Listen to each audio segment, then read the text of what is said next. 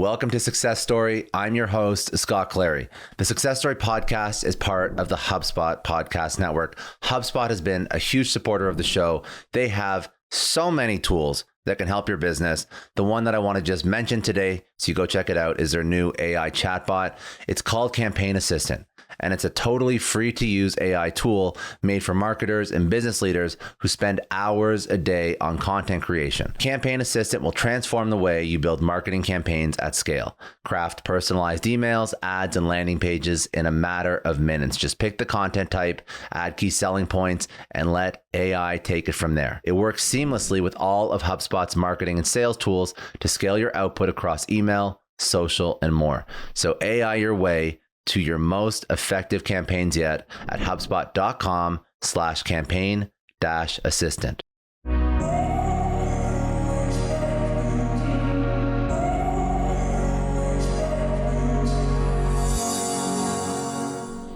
Well, I actually had delusions of med school is the way I like to put it. But, frankly, I think I spent too much time in the wrong places on the university campus to get myself there.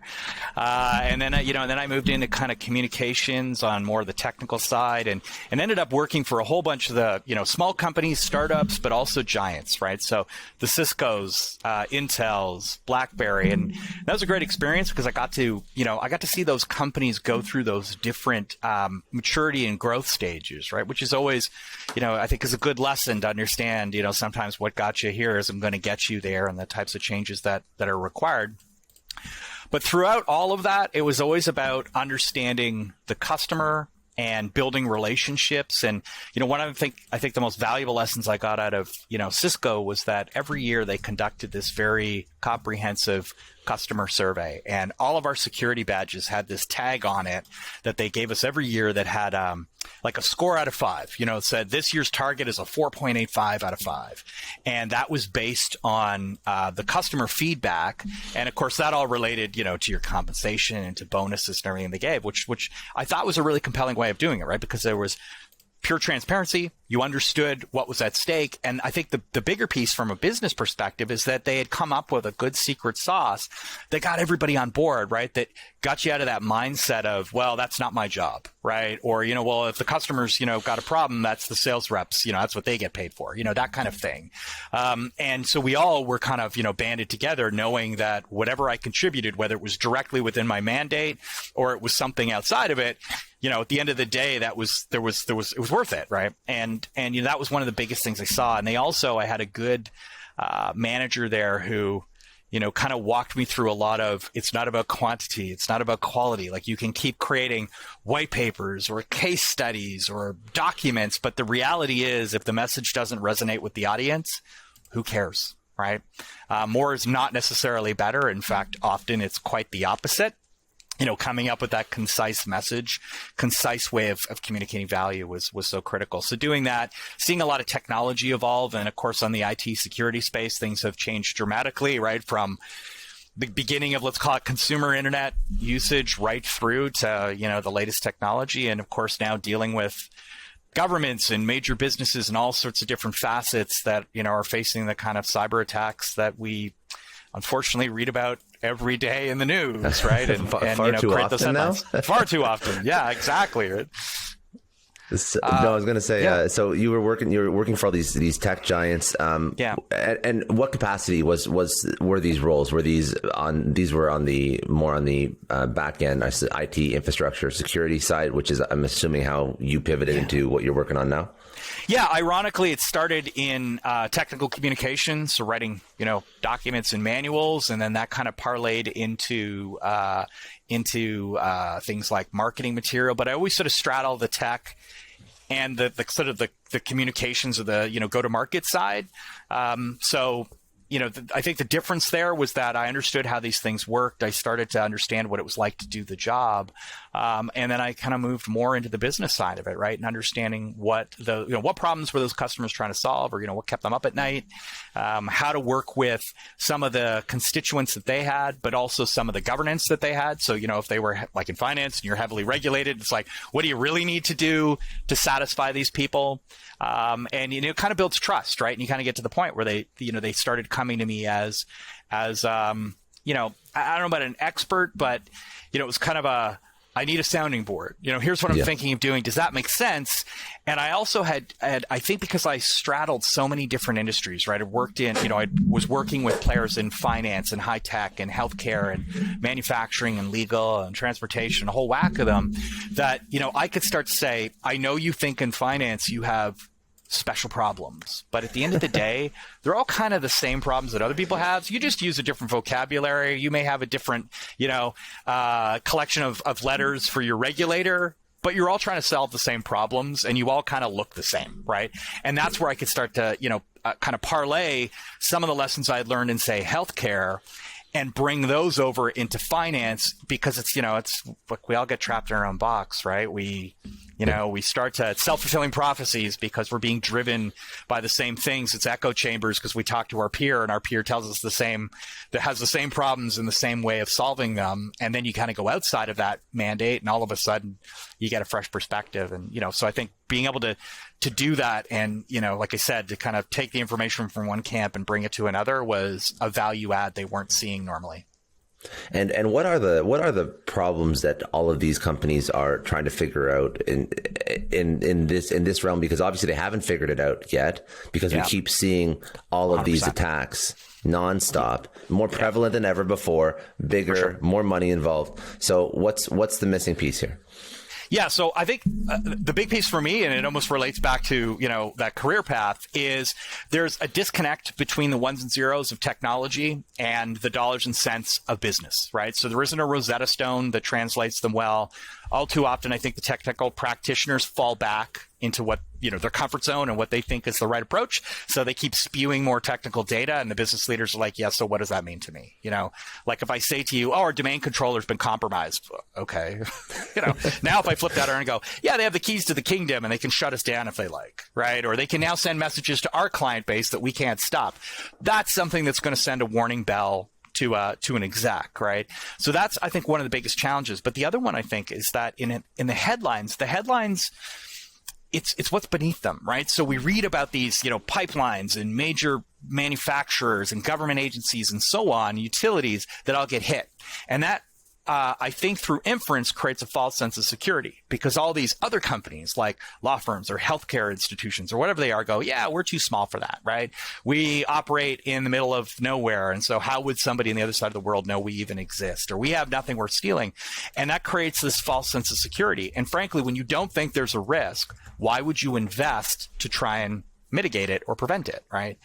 And then if they do know there's a risk, I think the real challenge is nobody's got a silver bullet, and there's a lot of confusion around it. So as I said, sometimes the executives don't understand the risk, or the IT people can't effectively articulate it so that the executives can understand it. If you don't understand the risk, you're certainly not going to invest in the resources it's going to take to at least mitigate it if you can't eliminate it.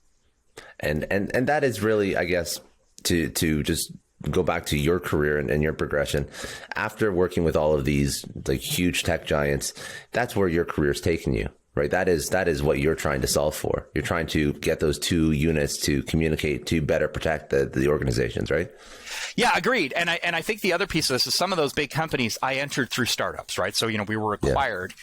So I can think like a small company, I'm willing to roll up my sleeves and do the work. And I understand they have limited resources.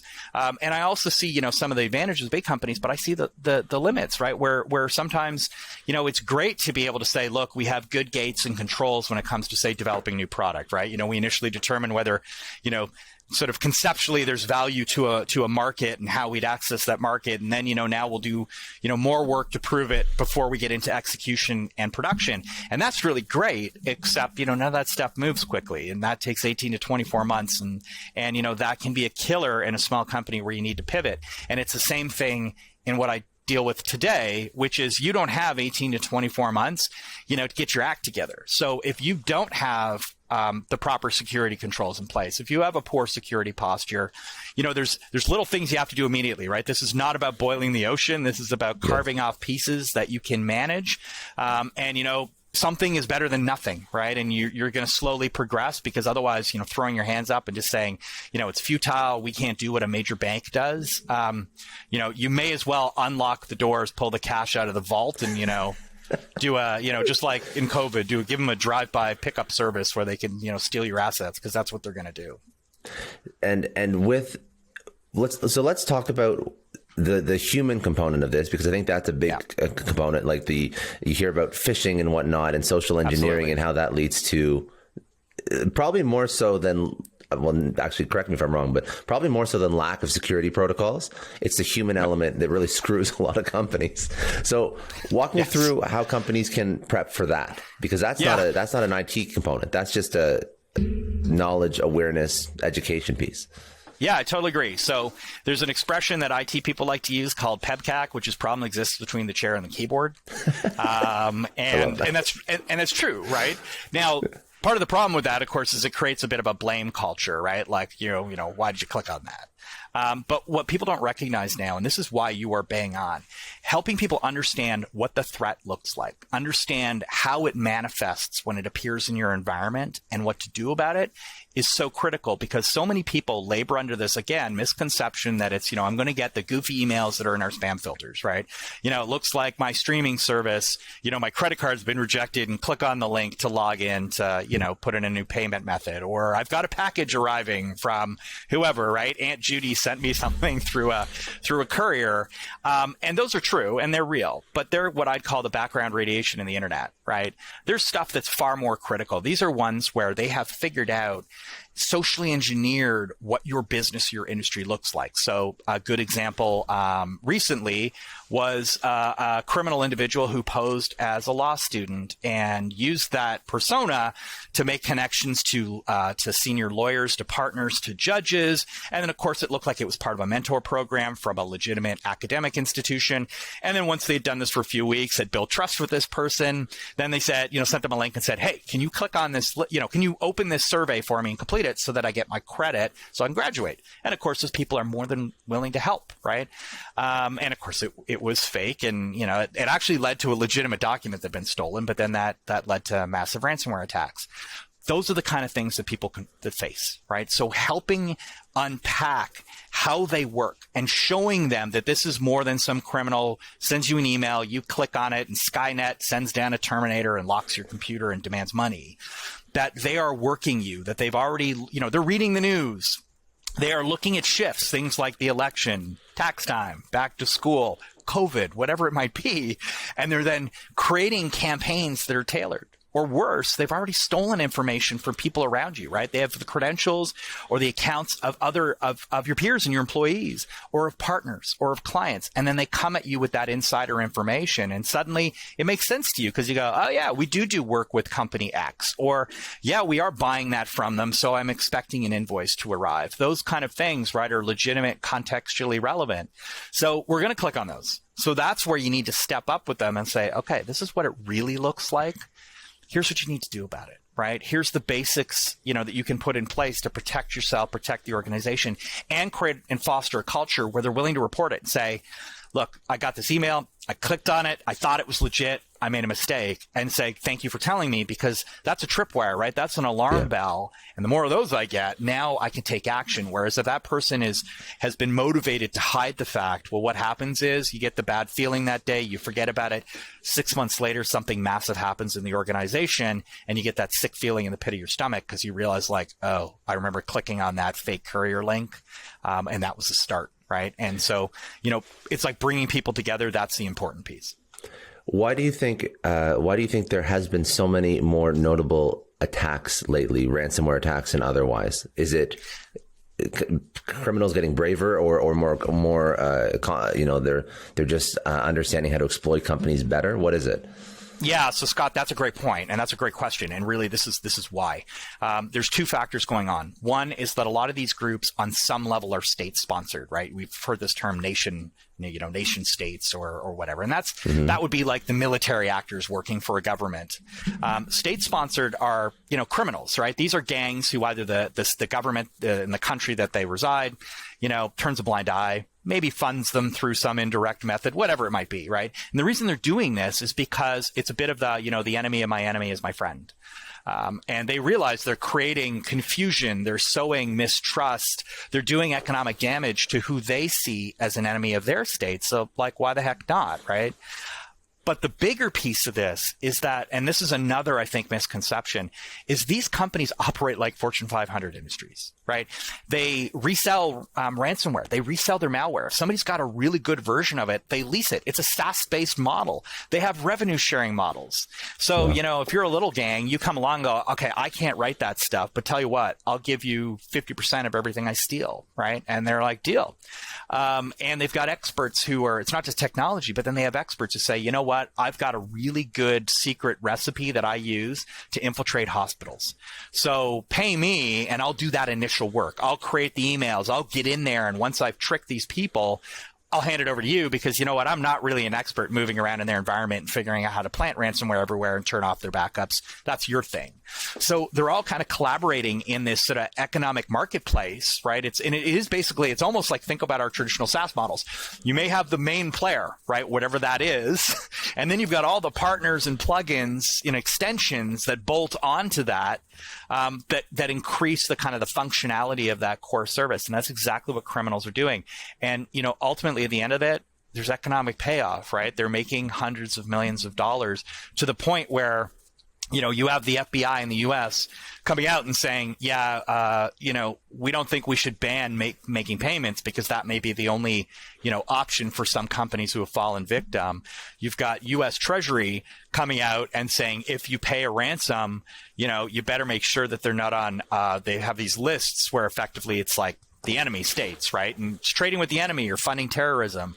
So you better make sure before you pay that they're not on that list. And I think to some degree they're trying to, dislodge or destabilize the economic engine. But the reality is it's a very profitable model. And it ain't going anywhere, right? It's frankly, it's only going to get worse. And you can see that with targeting things like utilities and hospitals where now they're really, hitting where, it's going to hurt us the most. A quick break from this podcast to recommend another podcast that you have to check out. It's called The Product Boss. It's hosted by Jacqueline and Mina. It's part of the HubSpot podcast network. If you have a physical product, this podcast is hyper tailored to you. It's going to help you take your business to the next level. In a recent episode, for example, they spoke about the power of TikTok for product businesses and how to use it to drive sales. And as somebody who is a little new to TikTok, I really learned some great tips for creating content that actually converts viewers into customers. They have a workshop style format that makes it really easy to follow along to take your business to the next level. So if you sell physical products, subscribe to The Product Boss wherever you get your podcast to unlock social media, marketing, and business strategies that create your dream business and then your dream life. And that's what, so Biden put out that list, right, of all these various, right. Now, they hit, the ones that I'm thinking of is JBS Meats, Colonial Pipeline, like these are the big ones. Pipeline is definitely core infrastructure. JBS Meats is big, but it's not gonna ruin a country like shutting down a medical system or a financial system. Maybe for some people, but for many of us, like these core things that were on that list could truly just cause massive amounts of chaos, the power of all these different things. Yep. They haven't gone after those types of industries yet. Do you believe that it's because they haven't been able to? Or they're waiting for the right time? Do you think they'll respect the list? I'm curious, as you see the future of this type of behavior evolving, where does it go? Yeah, so I do think that's coming. I frankly think we live in a bit of a cyber Cold War, a bit like the 1950s post World War II, right, with Soviet Russia and the West, and there's that constant détente. And right now we sort of exist in the same kind of world, right? I'm not going to pull the Russian spy in Washington, D.C. and go to town to get their secrets because then I know they're going to pull the CIA spy in Moscow and do the same, right? And we're sort of in that same kind of détente now where we're keeping it just south of military action, right? And it's great guerrilla warfare because, these smaller nation states know, they can't fight with the tanks and the bombers and all that kind of stuff. But they can certainly fight in hills and mountains and caves and jungles, and they're really good. And I think that's what's going on now. Will it boil over? Yeah, I think it will, right? It's almost like, think of the doomsday clock we had in, sort of nuclear war.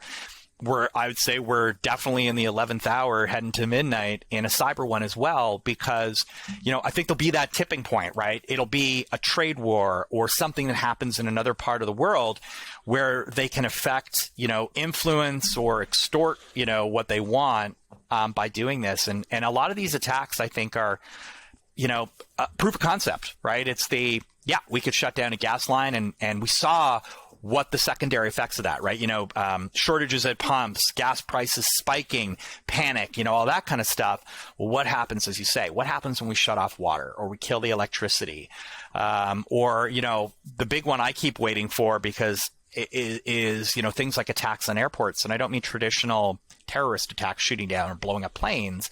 I mean, shut down the baggage handling system for a day at Chicago or in Atlanta, right? Or in Denver, and one of these major hubs, and watch what happens, right? Think of the billions that's going to create in economic chaos, and so on. And I think those are the things that are coming. So, at some point, what are we going to do in the West here, right? The US, Canada, the UK, and other allies. Are we fighting back?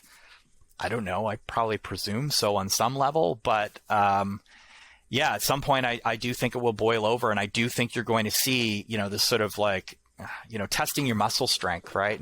And figuring out what works and what doesn't work. And I think the more scary part is that's the kinetic side of it, but what's the potential energy side of it? Like, how many of these organizations have they already infiltrated? And it's, a bit of the nuclear submarine laying off the coast, just waiting for the order to, turn the keys and launch the missiles. And I think that's probably the case, because a lot of these companies are simply not prepared. They've focused on physical security, like a pipeline. They don't want, like I said, terrorists getting in and blowing it up. And they've not really put enough cyber defenses in place to adequately protect themselves.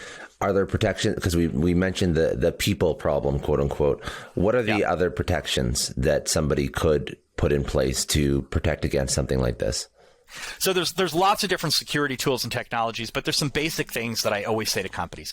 Brush your teeth and floss, right? Do the hygiene part of this. So things like proper password security, use two-factor or multi-factor authentication. And those things are even offered, right, in your consumer side, like Apple iTunes, Google Play, Amazon. All these services will offer, they might call it OTP, but that, it's where you log in and it'll send you a code to your phone, and you have to enter that as well. Those secondary controls slow these bad guys down. Using encryption, so having a VPN. I think now with COVID, we all know what a VPN is if we didn't before. Just some of the basic hygiene effectively narrows the entry points. And what it does mean now is it's a bit like, channeling them through that canyon. I know where they have to come out. And I know when they pop out, yes, there's lots more things they're going to do. But those are where I can now put my spotlights or put my sentries, and I can wait for them to emerge from that point. And it makes it easier to detect them. So, for many companies, doing the basics is critical, right? And that's going to eliminate it's going to eliminate the what I call it, the background radiation of the internet. It's also going to eliminate the kind of the moderate threats. And then when we get into the high level threats, that's a different story, right? That is where you're going to absolutely have a Noah's Ark, two of everything kind of security program to be able to protect yourself. And one point, as I was going through the book, one I guess topic is a gray zone or a gray actor. I don't know what that means. So what is that? Yeah, so the gray actors is kind of back to a little bit of what I talked about, destabilization, right? So gray actors are countries that we haven't declared war with: China, Russia, possibly the Ukraine, Iran, Iraq, Syria, all these kind of countries where we're not at war. So there's not a kind of, let's call it a global entitlement to fly, rockets over or airplanes and bomb them. They're not doing the same to us, but effectively they do seek the same kind of outcome, right? They want to destabilize our economy. They are sowing mistrust. Like, everything that's going on right now just plays into their hands, right? Like, look at COVID. Do I wear a mask? Do I not? Should I get vaccinated? Should I not? And I'm not trying to advocate for one side or the other, but what I am saying is, probably 20 years ago, we'd have just done what we were told, and now we won't, right? So you've got that going on. You've got a distrust of government agencies, of science, and all that kind of stuff plays into their hands because they're aligned and we're no longer, right? We don't even want to trust the messenger or the messenger. And then you got the economic side of it, which is, can I take down that big major bank? No, but you know what I can do? I can cause a lot of problems. Like your example earlier, I can hit a meat processing business, and what do I know that's going to do? That's going to spike the price of chicken, and that's going to be one more point of evidence to show that law enforcement is incapable of protecting its constituents, or the government, can't stop a foreign entity from, extorting control over our economy. And, it's just that sort of cycle. And like I said, it's everything south of physical war, right? Of sending tanks and airplanes and ships. But we're pretty darn close. So what happens, and I guess, this is hindsight of 2020. I probably should have asked this question at the beginning of the podcast, but I still think it's a good one to break down. So what happens when a company is a victim of a ransomware attack? What are the steps that actually take place that they would be experiencing, or their employees would be experiencing, or even what happens when law enforcement gets involved? Do they want to get law enforcement involved? Will that have an impact on the outcome of them being able to pay off the ransomware attack, or maybe give law enforcement potentially access to more information that they actually originally didn't want to even open up? So there's a lot of variables there. There are a lot of variables. So if a company is in a position where they feel that they have to pay a ransom, right? So they've been, absolutely shut down. And what we see is really good multi-pronged tactics to extort that, right? So things like they may not shut down everything, but then they say, pay me now. And when the company says, we're not going to negotiate with you, they shut down something more critical. They'll often publish information as well to show that they've gotten in. They'll contact partners. They'll contact clients and say, by the way, hey, we broke into this company. We know they're a major supplier of yours. We've got access to your secret intellectual property, your designs, all that kind of stuff, just to kind of put more pressure on them to pay. When it comes to doing that, I would recommend that they engage law enforcement, because law enforcement is not there to criminalize the victim. They are there to determine attribution and to build a case for prosecution. But they also know what's going on in the world, right? So they see this stuff. So they may even have decryption keys if they haven't been rotated by the bad guys and they're being lazy. They can help determine whether or not it's a legitimate, threat. Like this is a major ransomware gang. You need to take this seriously. Engaging their insurer. So if they have coverage for this kind of thing, the insurers know how to negotiate, right? So the other piece of this to understand too is the criminals, before they detonate, they've probably done a lot of reconnaissance within the environment. And one of the things we see them going after is things like insurance documents. So they figure out, what kind of coverage do you have? So let's say you have $5 million in coverage. They're going to come in and they're going to negotiate for 10. And they know that you can't pay 10, but they know they can walk you down to 5, and you'll walk away thinking you got a bargain, per se. And they knew you were capable of paying it, right? So they understand those kind of things. Like they've written the rules. They already understand it, and they haven't told you what the rules are, right? So it's difficult for you to play. Law enforcement can help there. They can determine, like I said, they can determine attribution. They can share the forensics, which is critical too, because otherwise we all suffer in silence. And that's one of the things I talk about in the book, right? Is when these stories don't get shared, we don't have a way of vicariously learning. So it's like each one of us individually, unfortunately, learns the same hard lesson instead of us being able to observe what happens to others. And so, yeah, it's a terrible experience, because, one of the things we don't talk about in the security world or in the business world is the emotional human side of it, right? So, you're under a lot of stress. You've got a board that's threatening your job, right? Your name is in the paper. You have to deal with crisis communications and, go in front of whoever it is, some media outlet that's called you at 4:30 who wants to run the story at 6 o'clock. And they've done that to put more pressure on you, right? Nobody's your friend at that point. And if you're not prepared, you're going through a lot, because, again, you're trying to determine, right back to the beginning of our conversation, is what the IT people telling me, is that legitimate? How do I even pay in cryptocurrency? We don't have a Bitcoin wallet or whatever it might be. How do I do this? And that's where law enforcement and insurers and incident response firms help, right? That's their job. They're first responders. They know how to deal with, things when they've gone wrong. But the best thing I'd say for companies is prepare, right? It's the Schwarzkopf quote about, the more you sweat in preparation, the less you bleed in battle, right? And in this case, it's the less you bleed in response. And it's very true, right? Knowing what to do, who to call when, having the right people come in, like HR, marketing to help craft communications, having a crisis communications player to get involved, it reduces a lot of that, right? So it's still terrifying when it happens, but, at least what to do, versus, the first 24 to 72 hours are spent in a kind of a panic of just even determining what the next step is, let alone fixing the problem. Now, of course, some companies that aren't as prepared, they may be taken, they would be surprised with this attack. They actually get things locked out, systems locked out. Law enforcement should start to be preparing a little bit more. But do you find that law enforcement is properly keeping up with these threats, or do you find that they're still a little bit behind some of the actors that are attacking these companies? Yeah, I think they have access to a lot of information that we don't see publicly. I think part of the challenge is there's a little bit of a PR issue, right? So a lot of companies are hesitant to call in law enforcement because they think that they'll lose control, that, as you said, right, information that they didn't want made public will be made public, or that they'll call a regulator or they'll call the media. They're not going to do that. At the same time, while I do think they help, the other side to look at is they're not there to fix the problem, right? So, they're not going to give you first aid. They're not the surgeon who's going to, repair whatever damage has been done. They're there to talk to you, to say what happened, to figure out who the bad guy is, to chase them down. So you kind of have to remember that is their mandate.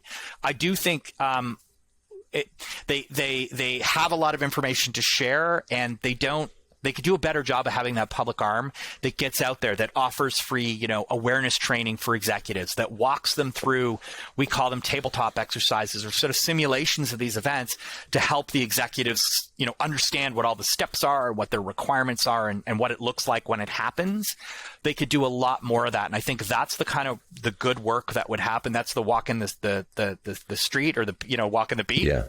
So that people know, they know you by name. They don't know you by a 1-800 number. And I think that's where they could step up. And, local police, the FBI, Treasury, Secret Service, and so on, right? They all have engagement here, and they all have field offices. So I would encourage executives and companies, like, reach out to them, bring them in ahead of time, right? Ahead of time. Yeah, absolutely. Yeah. Because this is only going to get, COVID, everybody's working from home. I know I've been guilty of it, when you have a work laptop and you just start working on your personal laptop, and vice versa, and back and forth. So it's only going to get worse. It's only going to get worse because people are going to be less careful. Yeah, some companies have VPNs. Not everybody logs into everything with a VPN.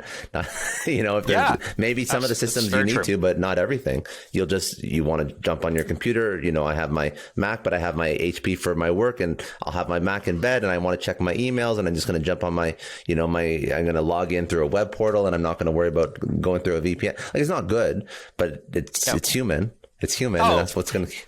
Yeah, it is, and you're right, and that's something that we need to get to, right? Is we live in a kind of we used to talk about BYOD, right? Bring your own device. Yeah. That's pretty, common nowadays. In fact, I think now we may be retracting that, but we moved into BYOH, which is bring your office home, or bring your own home. And you're right. Yeah. And one of the biggest issues we saw with COVID, and I think it still occurs today, is that you're connecting through a less secure device to get into your environment, your home router, right? So whatever box that you receive from your ISP that provides your internet service. Those devices are consumer grade. They're not commercial grade or enterprise grade. They're not designed to do this. Most people don't even know what to do with them because, they plug them in, whoever it was, the tech set them up, and they have no security on them by default. And they have, factory kind of, administrative rights. So, for example, to log into it, most of them are admin. And, and you can publicly look that up. Go ahead and Google it. Look up Verizon or Rogers or AT&T. They all pop up on, right at the top where, Google's done a great job of stripping that right out of the manual. And so it's easy for bad guys to do this. And then they can, keys to the kingdom here, right? So from a consumer perspective, encrypt your Wi-Fi. Don't name your Wi-Fi network after your home address or your family name or your pet, because that stuff is super easy to work out. Change the default password on the device. Even if you just do that, you are limiting, the access that they might get.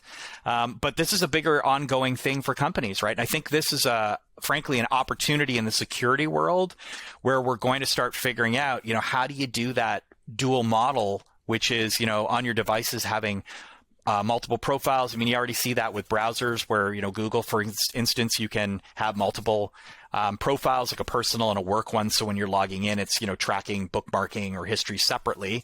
Things like that, I think, are going to become more common, and, additional security layers on home, like a, light firewall kind of thing like we see in the office, because at the end of the day, if you're not encrypting things, like you said, if I haven't connected through a VPN or some other equivalent technology, bad guys can drop a script on there. They're collecting whatever information off of you. You are far easier to socially engineer and hook with a phishing lure, and then you still have access to the company, in particular where people have used whatever their password is. It's the same for their email as it is, their personal email, as it is for shopping on Amazon or some online retailer, and their corporate access, and that's a huge problem. What is the? I want to ask some rapid fire career questions from you for the audience. One, before I pivot, what is the number one lesson you want people to take out of your book? No safe harbor. Yeah. Yeah, everyone's a target, and there are things you can do to, prevent yourself from falling victim, right? I'm not trying to say you can't, it won't happen, but what I want to do is break that notion of futility, right? That, if some big, ransomware gang shows up, we're done for. You're not. And there are signs and symptoms that something is going on, right? It's just like your health. If you've got you're always tired, you constantly have headaches, whatever it might be, there might be a bigger issue at heart, right? Check into it. Because otherwise, if you don't, we're going to just keep falling prey. If people do want to connect with you, your social, your website, where do they get the book as well? Yeah, so you can get it from M as in Mike, B as in Bob, Sangster.com. So it's available there, and it's available from all the major online retailers like Amazon, Barnes, Indigo, and so on. What's your best social if people want to follow? MB Sangster on Twitter, or cyber_MB Sangster on Instagram if you want pictures. Okay, perfect. Okay, you've had an incredible career. I want to pull out some career insights. Biggest challenge you've had in your career. What was that? How did you overcome it? You know what? Being pigeonholed, right? So, I talked about where I started and trying to move. And, unfortunately, I think it's a little bit of the, you either have to, fix it, accept it, or leave it. And so, I think quickly determining out of those three, which one is the viable option or options, and then making that decision. And it made changes for me, right? Where, okay, you see me in one light, I want to change that light. And, and that meant making some tough decisions. But you know what? That's the way to grow. Good. One person who was really impactful on you, could be a mentor. I know there's probably been a few, but who was that one person that comes to mind, and what did they teach you? Yeah, you know what? It was early on, and it was a manager at Cisco who, I was working on all these documents and all proud of everything I'd done. And he literally showed me a cabinet full of all these documents and collecting dust. And he's like, that's what happens, right? And he goes, this is what happens in reality. So he's like, get out in the field and see it from the customer side, and then you'll understand what they really need.